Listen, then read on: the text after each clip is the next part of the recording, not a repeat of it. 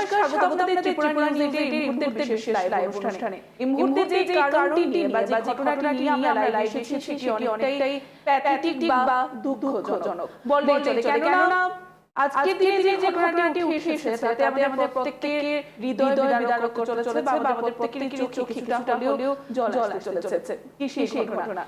গতকাল এমন একটি ঘটনা উঠে আসে এবং যা সংঘটিত হয় চালিতা বাকুলের প্রসন্ন চৌধুরী পাড়ায় এবং এমন একটি ঘটনা যা ভাবা যায় না বা যাদের এই ঘটনার পর মৃত্যু হয়েছে তাদের এভাবে মৃত্যু হওয়াটাকেও মান্যতা দেওয়া যায় না বা বলা যেতে পারে যে প্রাকৃতিক দুর্যোগের কারণেই কিন্তু তাদের মৃত্যু হয় এবং সেই মৃত্যুটা অনেকটাই দুঃখজনক। একটি পরিবার তাদের একজন পরিবারের সদস্যকে হারিয়েছেন, অন্যদিকে গবাদি পশু নিহত হয়।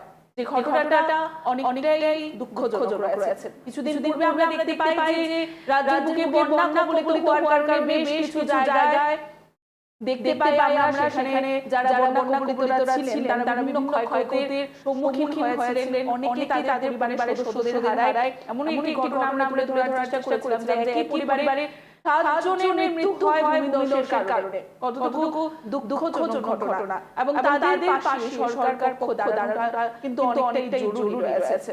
কেননা তারা একই তো তাদের পরিবারের সদস্যকে হারাচ্ছেন এবং অন্যদিকে তারা সম্পূর্ণরূপে সর্বশান্ত হয়ে পড়ছেন। ঠিক একই ধরনের ঘটনা নিয়ে আমরা রয়েছি। আমরা চিত্র দেখানোর চেষ্টা করছি স্ক্রিনে আপনাদের। যে চিত্র আপনারা দেখতে পাচ্ছেন, ঘটনাটি সংঘটিত হয়েছে গ্রামটির নাম চালিতা বাকুলের যে প্রসন্ন চৌধুরী পাড়া রয়েছে সেই পাড়ায়। এবং ঘটনা কি হয়? ঘটনা হয় যে সন্ধ্যার সময় গবাদি পশু সহ বাড়ি ফেরার পথে বাড়ির উদ্দেশ্যে রওনা হয়েছিলেন, বাড়িতে আসছিলেন। বাড়ি ফেরার পথে বজ্রঘাতে মৃত্যু হয়। অর্থাৎ বজ্রপাতের ফলে বা বজ্রঘাতের ফলে মৃত্যু হয় জিনিতা ত্রিপুরার। সে নিজেও হয়তো ভাবেনি যে গতকাল তার এইভাবে নিজের রানীকে হারাতে হবে বা তার সাথে তার দুটি গবাদি পশুকেও এইভাবে মারা যেতে হবে। অনেকটাই দুঃখজনক ঘটনা রয়েছে এবং তা উঠে আসে চালিতা বাকুলের প্রসন্ন চৌধুরী পাড়া থেকে। আমরা আপনাদের দৃষ্টি আকর্ষণ করতে চাইছি যে মারা যায় সেই মৃতার নাম জিনিতা ত্রিপুরা।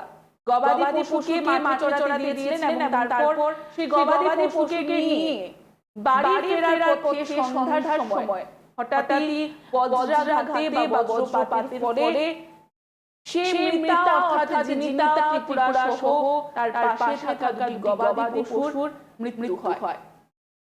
যা অনেকটাই দুঃখজনক। কিছুদিন পূর্বে আমরা দেখতে পেয়েছি বিভিন্ন জায়গায় বন্যা কবলিতরা কিভাবে ক্ষয়ক্ষতির সম্মুখীন হয়েছেন। প্রশাসন তাদের পাশে দাঁড়ানোর চেষ্টা করছেন।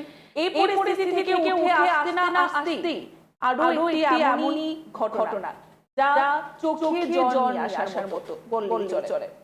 এবারে আমরা চাইবো প্রশাসনিক আধিকারিকরা অবশ্যই তাদের পাশে যেন দাঁড়ায়, সরকার পক্ষ তাদের পাশে যেন দাঁড়ায়, তাদের পাশে দাঁড়িয়ে তাদের পরিবারকে যেন কিছুটা সবল করে দেওয়ার চেষ্টা করে বা তাদের সহায়তা করে সেক্ষেত্রে সেটা আমাদের অনুরোধ থাকবে।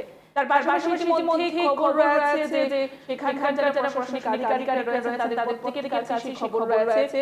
এসডিএম এখন পর্যন্ত পৌঁছেছেন কিনা তাদের দেখাশোনা করার জন্য সেই বিষয়গুলিকে কিন্তু আমরা ছোট করার চেষ্টা করছি। আমরা জানার চেষ্টা করছি সেই পরিবার সাহায্য সহযোগিতা পেয়েছেন কিনা।